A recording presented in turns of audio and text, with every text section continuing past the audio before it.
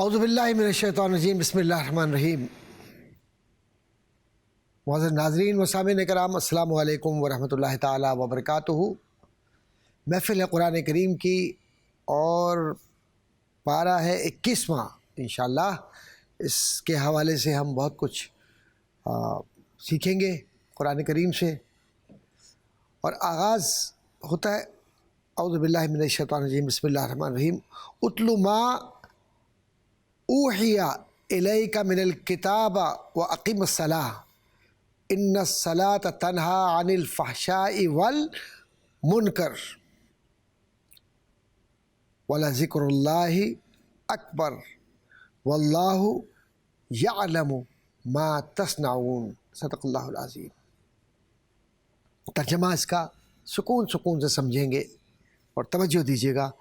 اے محبوب صلی اللہ علیہ وآلہ وسلم، پڑھو جو کتاب تمہاری طرف وحی کی گئی اور نماز قائم فرماؤ۔ بے شک نماز منع کرتی ہے بے حیائی اور بری بات سے، اور بے شک اللہ کا ذکر سب سے بڑا ہے، اور اللہ جانتا ہے جو تم کرتے ہو۔ صدق اللہ العظیم۔ اب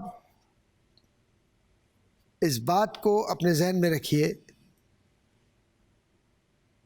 کہ اللہ تبارک و تعالیٰ نے اپنے کلام مبین میں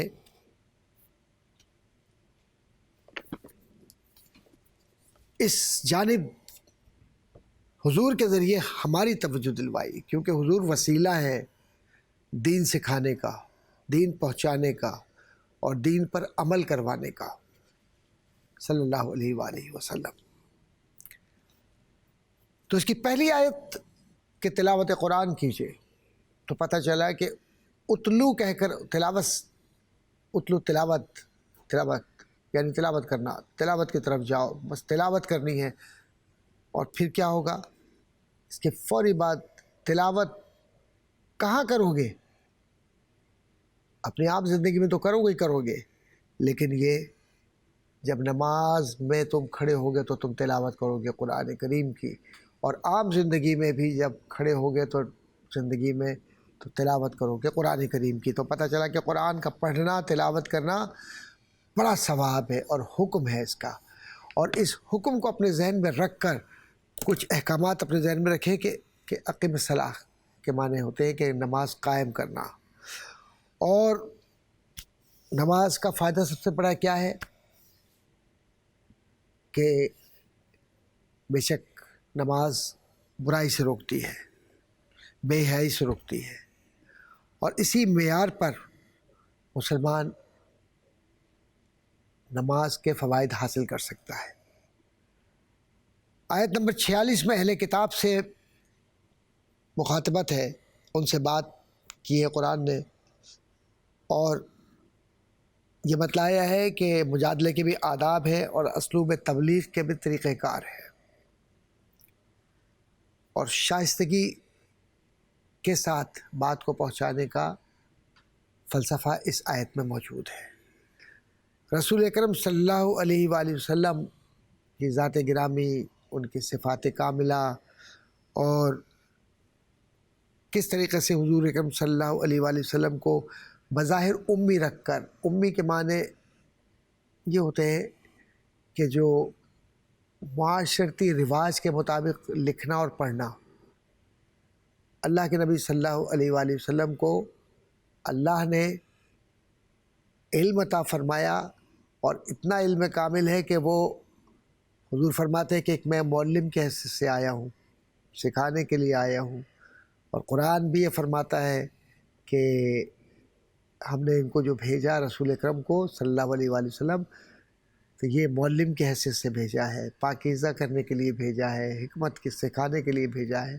یعنی ان کی جو منزلت ہے، جو ان کا مرتبہ ہے، جو ان کا جاب اسائنمنٹ ہے، اللہ کی طرف سے، اللہ کی جاب اسائنمنٹ، میں انسانوں والی بات نہیں کر رہا، کہ لوگوں کو بتلانا، یہ ذمہ داری اللہ کے نبی صلی اللہ علیہ وآلہ وسلم کی روحانی ہے، اور اس روحانی تبلیغ کے ذریعے لوگوں کو رسول اکرم صلی اللہ علیہ وآلہ وسلم جب سکھلاتے تھے، بتلاتے تھے، تو بعض روایات میں ہے کہ حضور اکرم صلی اللہ علیہ وآلہ وسلم صرف عربی نہیں دیگر زبانیں بھی جانتے تھے، تو امی ان معنوں میں نہیں جو ہم ترجمہ کرتے ہیں، بلکہ امی ان معنوں میں کہ آپ جامع الصفات تھے اور جوامع الکلم، تمام علوم سے اللہ نے آپ کو نوازا تھا۔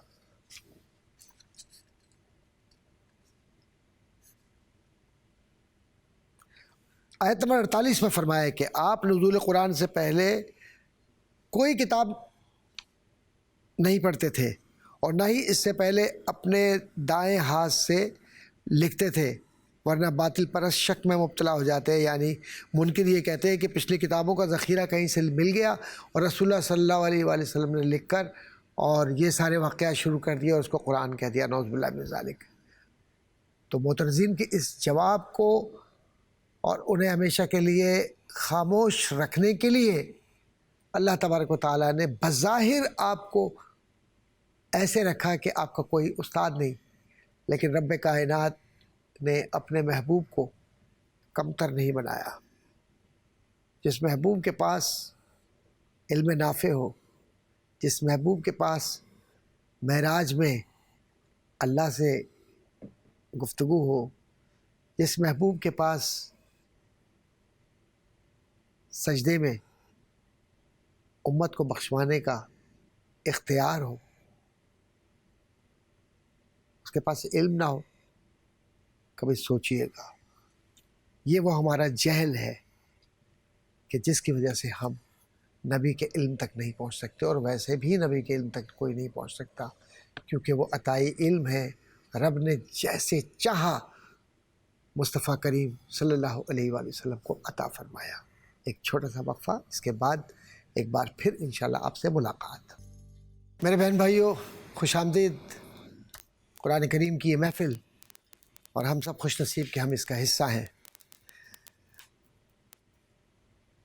اللہ تبارک و تعالیٰ نے اسی صورت میں فرمایا ہے کہ رزق کی کشادگی کا کوئی اپنے لیے معیار فضیلت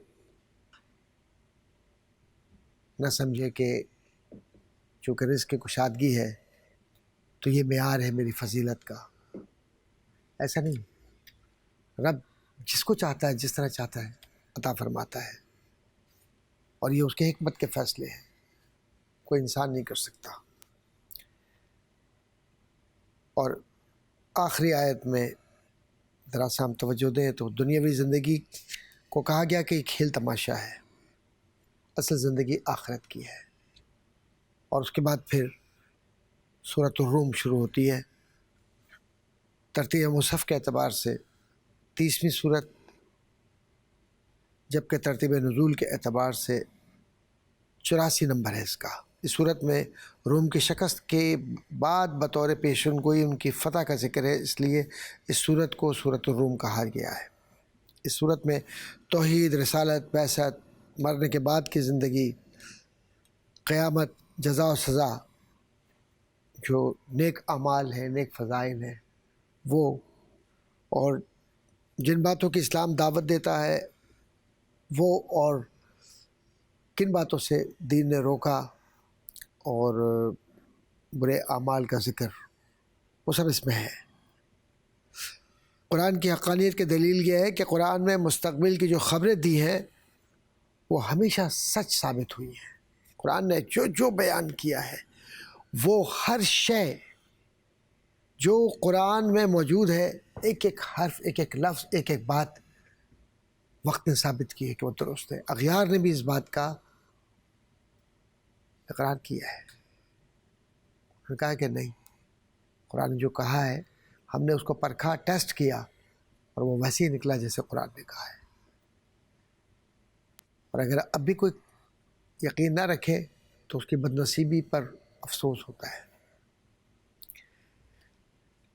اہل روم اور اہل فارس میں لڑائیاں چلتی تھیں، اور ایک بار اہل فارس جو مشرک تھے اہل روم پر غالب آ گئے، اور رومی اہل کتاب تھے، چنانچہ مشرکین مکہ اہل فارس کی فتح کی خوشیاں منانے لگے۔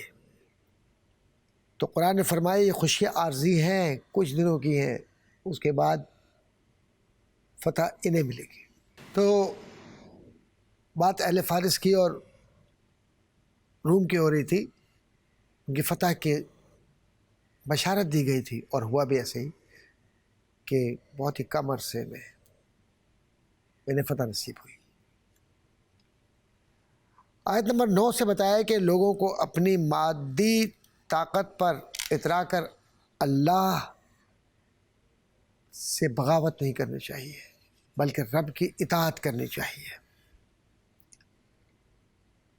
انسان بھول گیا ہے کہ اس کے پاس اپنا کچھ بھی نہیں ہے، کامل طاقت رب کی ہے، اور رب ہی دینے والا ہے، اور رب ہی کی طاقت اصل طاقت ہے۔ آیت نمبر 21 سے میں بتایا گیا ہے کہ اللہ تعالیٰ کی قدرت کی نشانیوں میں سے یہ بھی ہے کہ اس نے انسان کو مٹی سے پیدا فرمایا اور اسی مٹی سے اس کا جوڑا پیدا کیا تاکہ ایک دوسرے سے سکون حاصل کریں، اور پھر میاں اور بیوی کے درمیان محبت کا رشتہ قائم کیا۔ یہ محبت کا رشتہ شرعی اعتبار سے ایک دوسرے کی نسب کو تقویت دیتا ہے، اور یہ قدرت کی نشانیوں میں زمین و آسمان کی تخلیق کو تو دیکھو کہ کیسے رب نے خوبصورت آسمان بنایا، کیسی پیاری زمین، اور اس میں سب کچھ اگا دیا، اور ہر شے اس میں موجود ہے۔ اور پھر انسانوں کی جو بولیاں ہیں اور رنگوں کا جو خوبصورت امتزاج ہے اسے کبھی دیکھو، اور نیند کے لیے رات بنائی، اور کمانے کے لیے، بزنس کے لیے، اپنے آپ کو، اپنے پیٹ کو بھرنے کے لیے دن بنایا۔ یہ اللہ کی نشانیاں ہیں، جس طرح چاہتا ہے رب اپنی نشانیاں ظاہر فرماتا ہے۔ پھر اس کے بعد حیات بعد الممات یا حیات بعد الموت کے لیے جو منکرین انکار کرتے ہیں، بار بار کہتے ہیں کہ نہیں ایسا نہیں ہے، ان سے مخاطبت ہے کہ فرمایا وہی تو ہے جو تخلیق کی ابتدا کرتا ہے، اور دوبارہ زندہ بھی وہی کرے گا، اور یہ اس کے لیے بہت آسان ہے۔ جس نے نہ ہونے کی صورت میں کہ جب کچھ بھی نہیں تھا ہی نہیں، وجود ہی نہیں تھا، وجود عطا کر دیا، روح عطا کر دی اور پیدا کر دیا، تو کیا وہ اس پہ قدرت نہیں رکھتا ہے کہ اس کے مرنے کے بعد اسے زندہ کرے؟ آیت نمبر 33 میں انسان کی فطری خود غرضیوں کے متعلق بیان کیا گیا کہ تکلیف کے وقت وہ اللہ کو یاد کرتا ہے، یا اللہ یا اللہ یا اللہ یا اللہ، اور جب تکلیف کا وقت نکل جائے پھر وہ بھول جاتا ہے۔ عجیب انسان ہے، رب کو بھول جاتا ہے اور پھر اسی کو پکارتا ہے۔ کبھی انسان سوچے کہ یہ دھوکہ نہیں ہے اپنے آپ کو بھی اور رب کو بھی؟ رب کو تو سب پتہ ہے کیا دھوکہ دیں گے، رب کو کیا نہیں پتہ، ہم اپنے آپ کو دھوکہ دیتے ہیں۔ تو جیسے بیماری میں، تکلیف میں رب کو پکارتے ہیں، ہم اپنے آپ کو عہد کریں کہ اسی طرح ہم ہر پل رب کو پکاریں گے۔ وہی تو ہے کہ جس کی وجہ سے انسان کو زندگی ملی، اور وہی ہے جو موت کے بعد زندہ کرے گا۔ ایک وقفہ، اور اس کے بعد انشاءاللہ آپ سے پھر ملاقات۔ میرے بہن بھائیوں، خوش آمدید اس محفل میں جو قرآن کی ہے، اور بات چل رہی ہے رب تعالیٰ کی، تو اللہ تعالیٰ مخاطبت کے ذریعے، بات کے ذریعے انسان سے براہ راست قرآن میں بات کر رہا ہے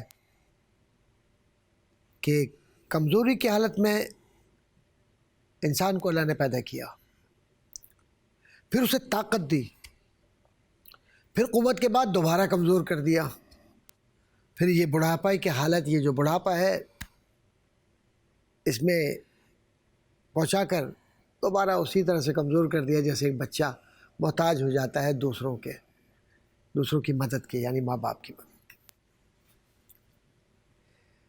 یہ عجیب معاملہ ہے کہ جو انسان اتنا کمزور ہوتا ہے کہ ایک بس بیچ کا حصہ جو جوانی کا آتا ہے یہ طاقت کا ہوتا ہے، اور اس پر اتنا گھمنڈ، او ہو۔ آپ یقین جانے میں نے کچھ لوگ ایسے دیکھے کہ ان کے پیر زمین پہ نہیں پڑتے تھے، بس وہ سمجھتے تھے انہیں کبھی مرنا ہی نہیں ہے، کبھی انہیں بوڑھا ہی نہیں ہونا، کبھی ان کا تو ایک عجیب انداز ہے زندگی، بات کرنے کے انداز میں تکبر، چلنے میں تکبر، رشتہ داروں سے ایسے جیسے جھڑک کر بات کر رہے ہو۔ عجیب معاملہ تھا، اور ایسے لوگوں کا انجام بھی برا ہوتا ہے۔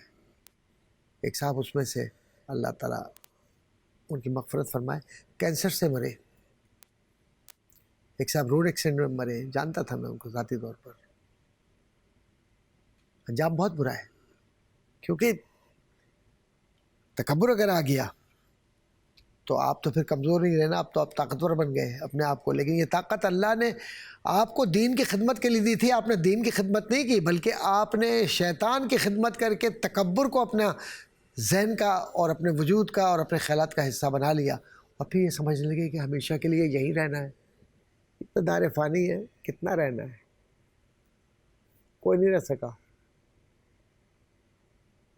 کوئی نہیں رہ سکا۔ تو غلط فہمی دور کر لینی چاہیے ہمیں۔ سوچیں کہ جب ایک عمر کا خاص حصہ شروع ہوتا ہے، آپ یقین جانیے پانی کا ایک گلاس اٹھانے کے قابل نہیں ہوتی وہ شخصیت کہ جو اپنے آپ کو کہتے تھے کہ بہت طاقتور ہے۔ طاقت تو اصل اعمال کی ہے، طاقت اصل تقوی کی ہے، طاقت اصل رب سے محبت، رب کی رضا اور رسول اکرم صلی اللہ علیہ وآلہ وسلم کی زندگی کو اپنی زندگی کا حصہ بنا کر، حضور کی خدمت کر کے، حضور کا غلام بن کے، حضور سے پیار کر کے واپس لوٹنے کی ہے۔ یہ ہے طاقت۔ اگر یہ نہیں ہے تو سب بیکار ہے، کچھ بھی نہیں ہے، خام خیالی ہے، دور کر لیجیے اسے۔ آیت نمبر 55 میں مجرموں کا اس بات پر قسمیں اٹھانے کا ذکر ہے۔ یہ مجرم کون تھے؟ یہ کہتے تھے کہ ہم تو دنیا میں صرف ایک پل رہ کر آئے ہیں، ہم سے اتنا سخت حساب کیوں لیا جا رہا ہے؟ تو اللہ تعالیٰ فرماتا ہے ان سے مخاطب ہو کر کہ جھوٹ بولنا ان کی پرانی عادت ہے۔ پرانی عادت اس وجہ سے یہ جھوٹ بولنا ہے کہ انہوں نے اپنی سرشت، اپنی فطرت بنا لیا ہے کہ بس جھوٹ بول کر ہم کام چلائیں گے، اور یہ خدا کے سامنے بھی جھوٹ بول رہے ہیں، اپنے آپ سے بھی جھوٹ بول رہے ہیں، انہیں پتہ ہی نہیں وہ کیا کر رہے ہیں۔ اور جھوٹ میں اس درجہ آگے نکل جاتے ہیں کہ ان کا وہ جھوٹ خود ان کے منہ پر بولنے لگتا ہے، اور پیشانی پہ لکھا ہوا ہوتا ہے کہ یہ جھوٹے ہیں، صاف لکھا ہوتا ہے۔ اور جھوٹ تباہی ہے۔ کون ہے جو دنیا میں اچھے اور برے میں تمیز نہ کر سکے، نہ پہچان سکے کہ یہ اچھا ہے یہ برا ہے؟ بہت آسان ہے، لیکن اللہ کے نبی صلی اللہ علیہ وآلہ وسلم سے جب انہی آیات میں اللہ تبارک و تعالیٰ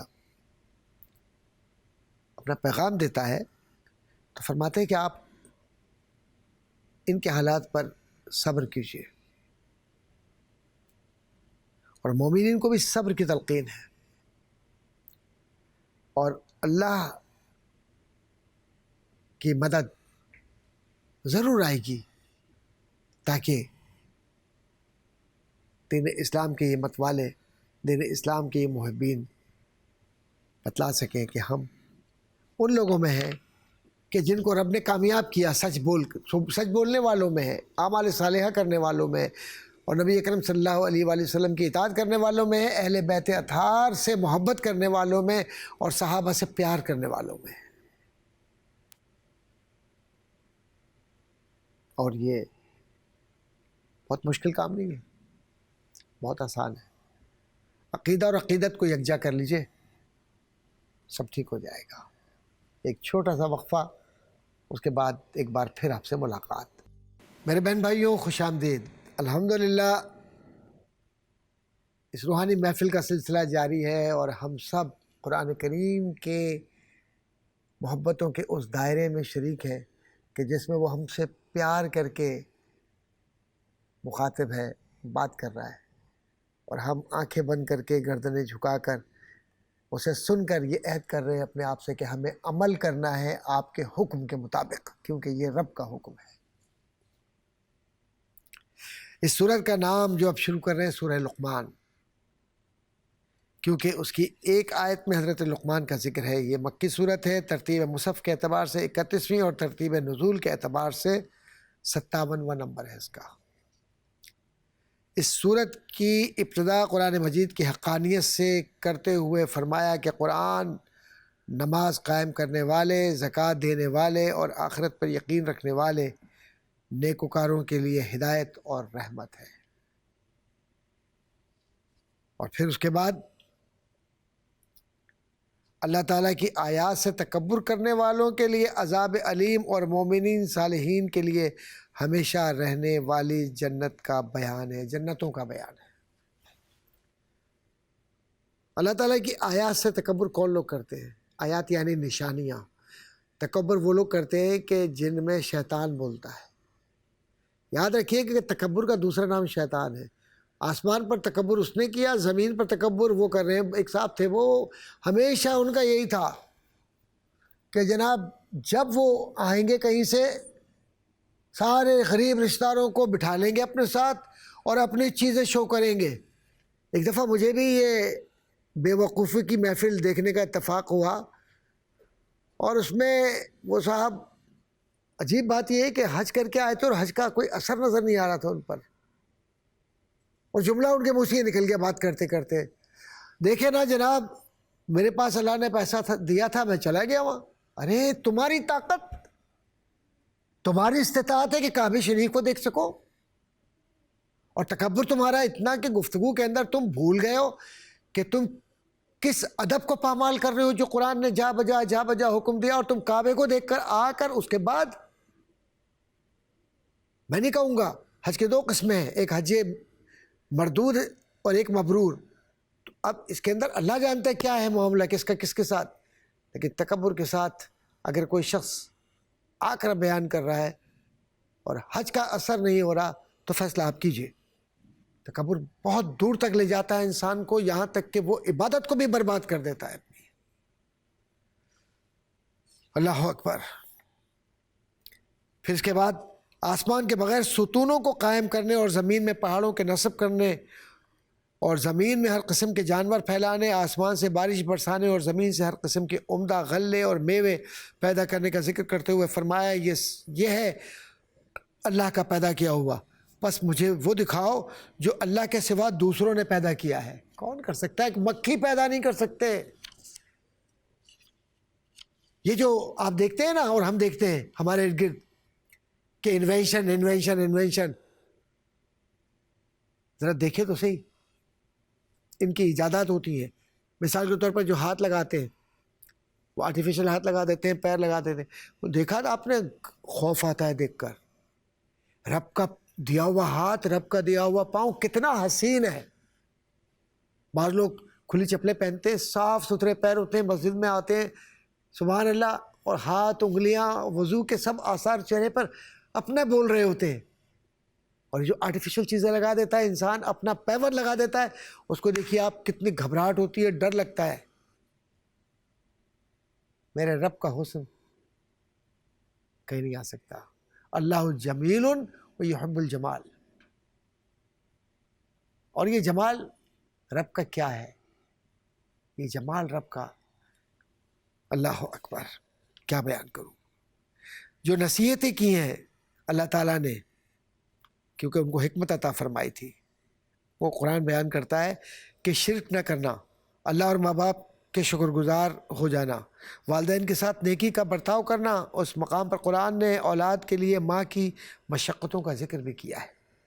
اگر خدا نخواستہ کسی کے ماں باپ مشرک ہو تو ان کے دباؤ میں شرک میں مبتلا نہ ہونا، پابندی سے نماز قائم کرنا، نیکی کا حکم دینا، برائی سے روکنا، لوگوں کے ساتھ تکبر سے پیش نہ آنا، زمین میں اکڑ کر نہیں بلکہ عاجزی سے چلنا، اپنی چال اور گفتار میں تواضع اختیار کرنا۔ حضرت لقمان کے بارے میں مختلف اقوال ہیں کہ وہ ایک حکیم تھے، دانا تھے، اللہ نے ان کو فکر سلیم عطا کی تھی، اور ان کا بیٹا اور بیوی دونوں کافر تھے، یہ مسلسل انہیں نصیحت کرتے تھے۔ اگلی آیات میں پھر اللہ تعالیٰ اپنی قدرت کی نشانیاں دکھلاتا ہے، جلال دکھلاتا ہے، اور پھر آخری آیات میں موغبات خمسہ سے متعلق ہے کہ قیامت کب ہوگی، بارش کب برسے گی، ماں کے رحم میں کیا ہے، کوئی شخص کل کیا کام کرے گا، اور کس کی موت کہاں واقع ہوگی۔ اس کا مطلب یہ ہے کہ اپنی ذات سے کوئی ان امور غیبیہ کو نہیں جانتا، علامات، اسباب اور قرائن و حالات کی مدد سے حاصل شدہ علم کے ذریعے بارش کی پیشن گوئی یا ماں کے پیٹ میں کیا نطفہ ہے، یہ سب جو کچھ بھی انسان کوشش کرے تب بھی نہیں پہچان سکتا۔ لیکن آج کی سائنس نے کیا ہے کہ الٹرا ساؤنڈ کے ذریعے بعض چیزوں کو دیکھ لیا جاتا ہے کہ لڑکا ہے یا لڑکی ہے، یہ سب کچھ ہے، لیکن یہ بھی انسان کی فلاح کے لیے رب نے علم دیا کہ پیٹ میں یا جسم میں یا کہیں بھی بیماری ہے تو یہ الٹرا ساؤنڈ معلوم کر لے، لیکن انسان وہ پیٹ کے اندر لڑکا ہے یا لڑکی اس کو معلوم کرنا چاہتا ہے۔ تو اللہ نے تو عقل اس لیے دی کہ بیماریوں سے نجات اور میرا بندہ صحت مند ہو جائے۔ تو شے کا غلط استعمال غلطی ہے، اور شے کو اچھی جانب لے جا کر استعمال کرنا ثواب ہے، صدقہ جاریہ ہے۔ ایک چھوٹا سا وقفہ، اس کے بعد انشاءاللہ سورہ سجدہ یا سورۃ السجدہ انشاءاللہ تعالیٰ آپ کے سامنے ان آیات کریمہ کے ساتھ حاضر ہوں گے۔ ہمارے ساتھ رہیے گا۔ جزاکم اللہ۔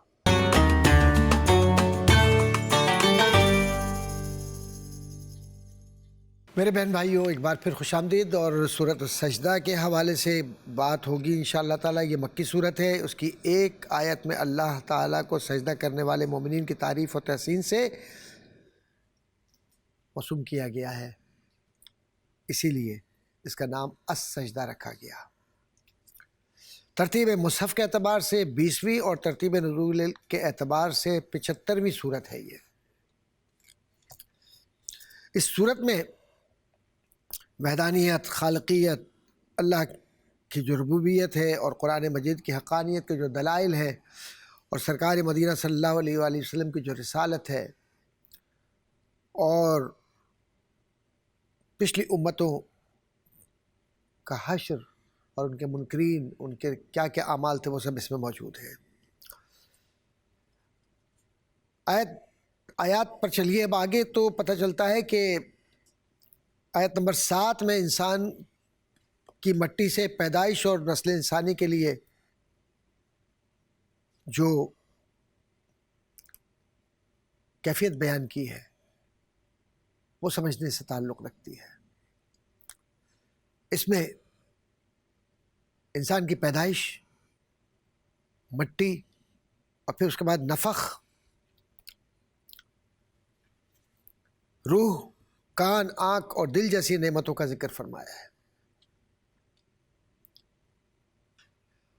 اور اس کے بعد منکرین حیات کے جو اعتراضات ہیں کہ کیسے مرنے کے بعد کی زندگی کہ دوبارہ زندہ کیے جائیں گے، وہ ان کی کیفیت کو بیان کیا گیا کہ ان کی کیفیت کیا ہوگی مرنے کے بعد، جو اس کے منکر ہیں۔ پھر آیت نمبر 13 میں فرمایا کہ ہدایت کوئی جبری چیز نہیں ہے، یہ رب کی عطا ہے، جس کو عطا کر دے۔ زبردستی کسی کو آپ مسلمان کریں، زبردستی کہیں کہ تم مسلمان ہو جاؤ، بات بنتی نہیں ہے۔ پھر اس کے بعد اللہ تعالیٰ فرماتا ہے کہ ہماری آیات پر ایمان وہ لوگ لاتے ہیں کہ جب ان آیات کے ذریعے انہیں نصیحت کی جاتی ہے اور ان کے دل میں یہ آیات اتر جاتی ہیں تو اپنے رب کی تسبیح اور حمد بیان کرتے ہوئے سجدے میں گر جاتے ہیں۔ ان میں تکبر نہیں ہوتا، ان کے پہلو عبادت الہی میں مشغولیت کی وجہ سے بستروں سے دور رہتے ہیں، یعنی یہ سوتے نہیں ہیں، جاگتے رہتے ہیں، رب کی عبادت کرتے ہیں، اور وہ اللہ کے عذاب سے ڈرتے ہوئے اور اس کی رحمت کا یقین رکھتے ہوئے اسے پکارتے ہیں۔ اس کے بعد سورہ احزاب۔ سورہ احزاب مدنی صورت ہے۔ اس صورت میں غزوہ احزاب کے متعلق آیات نازل ہوئی، اسی لیے اس کو الاحزاب کہا جاتا ہے۔ ترتیب مصحف کے اعتبار سے 33ویں، جبکہ نزول کے اعتبار سے 90 اس کا نمبر ہے۔ اس صورت میں منافقین کا رد کیا گیا ہے، اور منہ بولے بیٹے کا بھی جو حیثیت ہے اس کی، وہ اس کا تعین کیا گیا لیگلی کہ اس کا اسٹیٹس کیا ہوگا، آداب معاشرت کے ہمیں زندگی میں کیسے جینا ہے، اور زہار کا حکم، زہار ایک طویل بحث ہے، صرف اشارہ کرتا ہوا جا رہا ہوں۔ نبی اکرم صلی اللہ علیہ وآلہ وسلم کا مومنوں کی جان سے زیادہ قریب ہونے کا بیان ہے، وغیرہ وغیرہ۔ اس صورت پر اگر آپ توجہ دیں تو اس کی ابتدا میں نبی صلی اللہ علیہ وآلہ وسلم کو وحی الہی کی اتباع کرنے اور تقوی پر کاربند رہنے اور کفار و منافقین کا کہا نہ سننے، یعنی پرواہ نہ کرنے کے لیے کہا گیا ہے، اللہ تعالیٰ پر توکل کرنے کا بیان ہے۔ پتہ یہ چلا کہ یہ جو کافر اور منافق ہے، یہ اپنی بات کو منوانے کے لیے یا اپنی بات میں وزن پیدا کرنے کے لیے نبی اکرم صلی اللہ علیہ وآلہ وسلم کے سامنے بہت سارے دلائل دیتے ہیں، عقلی دلائل۔ تو حضور کو یہ کہا گیا ان کی پرواہ ہی نہ کریں، ان پر توجہ ہی نہ دیں، جسٹ اگنور دیم۔ ہے کیا ان کے پاس؟ اے نبی تمہیں تو ہم نے عطا کر دیا ہے، سب کچھ عطا کیا ہے، انہیں کیا سننا، ان کی کیا حیثیت ہے؟ اور پھر اس کے بعد رسول اللہ صلی اللہ علیہ وآلہ وسلم کے زمانے میں، ویسے تو ہر زمانہ میرے حضور کا ہے، لیکن اس زمانے میں جب جنگیں ہو رہی تھی، غزوات ہو رہے تھے، تو سب جمع ہو گئے، ساری باطل طاقتیں یکجا ہو گئی، اور انہوں نے مسلمانوں پر حملہ کر دیا۔ اس کو حزب کہتے ہیں، اور حزب کہتے ہیں جماعت کو، اور احزاب کے معنی ہیں جماعتیں۔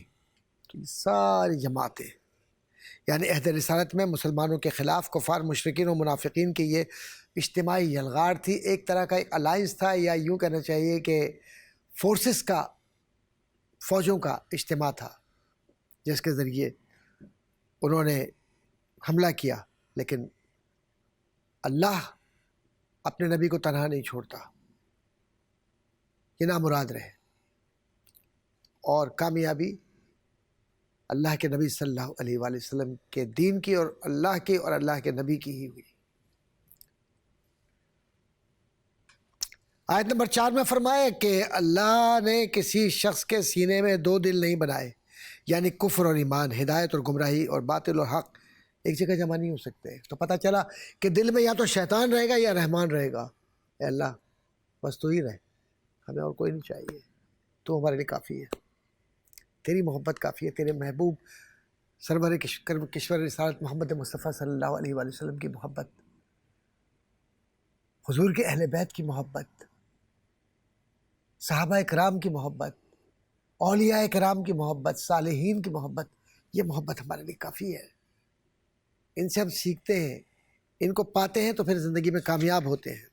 کہ اللہ اپنی محبت ہمیشہ رکھنا۔ اور اس کے بعد کہ نبی مومنوں کی جانوں سے بھی زیادہ قریب ہیں، اور بعض مفسرین نے اس کا ترجمہ یہ کیا ہے کہ نبی مومنوں کی جانوں کے مالک ہیں، اور نبی کی بیویاں مومنوں کی روحانی مائیں ہیں۔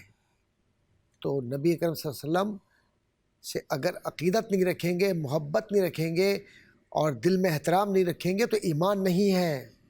خواہ کچھ بھی ظاہری طور پہ آپ نام رکھ لیں اپنا، اور ظاہری طور پہ کتنے ہی دعویٰ کر لیں ایمان کا، لا یؤمن احدکم حتی اکون احب الیہ من والدہ و ولدہ والناس اجمعین، تم میں سے کوئی مومن ہو ہی نہیں سکتا، لا یؤمن احدکم، کوئی بھی، حتی اکون احب الیہ، یہاں تک کہ میں ہو جاؤں اس کو محبوب ترین، من والدہ، والد سے بھی زیادہ پیارا، و ولدہ، بیٹے سے بھی زیادہ پیارا، والناس اجمعین، اور ساری دنیا کی جو مخلوق ہے، لوگ ہیں، انسان ہیں، ان سے بھی زیادہ پیارا میں نہ ہو جاؤں۔ یہ ہے ایمان۔ اور اس کے بعد اللہ تعالیٰ نے فرمایا کہ اہل ایمان میں ایسے مردان باوفا بھی ہیں جو اللہ سے کیے ہوئے وعدے پر سچے ہیں، اور کچھ شہید ہو کر اپنی نظر پوری کر چکے ہیں، اور کچھ اپنی باری کا انتظار میں ہیں۔ اور پھر اس کے بعد امہات المومنین ازواج مطہرات طیبات رضی اللہ تعالی عنہن کو دعوت عظیمت دی گئی کہ اگر تم میں سے کسی کو دنیا کی زندگی کی زینت مطلوب ہو تو اسے اختیار کرنے کی اجازت ہے، اور اگر تمہیں اللہ، اس کے رسول اور آخرت مطلوب ہے تو یقین رکھو کہ اللہ تعالیٰ نے اپنے نبی کی نیک شیار بیویوں کے لیے اجر عظیم تیار رکھا ہے۔ اس میں کسی مومن کو شک نہیں ہونا چاہیے کہ ازواج رسول نے دنیا کی عارضی زیب و زینت اور راحتوں پر آخرت کی ابدی نعمتوں کو ترجیح دی۔ یہ تفسیر جس حصے کو میں بیان کر رہا ہوں یہ بہت اہم ہے کہ اللہ کے نبی صلی اللہ علیہ وسلم کی جو ازواج ہیں وہ ہماری ماں ہے، امہات المومنین ہے، ان کی زندگی سادہ، ان کا رہنا سادہ، ان کی زندگی کا شعار حضور سے وفا اور پردہ اور ایک معتدل زندگی، ایک پاکیزہ زندگی، یہ ہماری بہنوں بیٹیوں کے لیے پیغام ہے سورہ احزاب کا۔ اور اللہ تعالیٰ ہمیں تسلیم اور رضا والا بنائے تاکہ ہماری زندگیوں میں برکت ہو، اور اے اللہ ہماری زندگیوں کو وقف رکھنا قرآن کی خدمت کے لیے، قرآن سے جڑنے کے لیے، قرآن سے محبت اور تیرے محبوب صلی اللہ علیہ وآلہ وسلم سے محبت۔ اے اللہ اپنے آپ سے محبت عطا فرما تاکہ ہمارے دل سے ہر برائی، خرابی، شرک اور دیگر معاملات زندگی دور ہو جائیں، اور ہم تجھ سے اور تیرے محبوب صلی اللہ علیہ وآلہ وسلم کے عشق میں ایسے زندہ رہیں کہ کل چہرے چمکتے ہوئے تیرے سامنے حاضر ہوں۔ آمین۔ وآخر دعوانا ان الحمد للہ رب العالمین۔